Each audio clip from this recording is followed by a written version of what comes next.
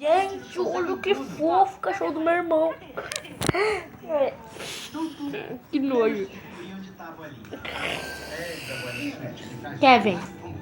Olha o osso, olha o osso. Que bonito. Que bonito.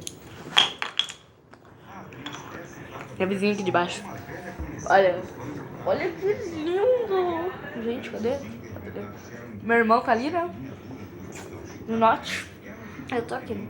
Já estudei bastante, tá? Agora é minha hora de descanso. Minha mãe falou só que minha mãe vai trabalhar lá no meu tio.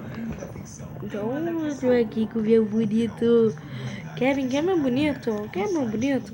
Só que minha mãe não vai trabalhar no meu tio, entendeu? Ela tá lá na amiga dela. Ele tá bonito. Bom, gente, só isso.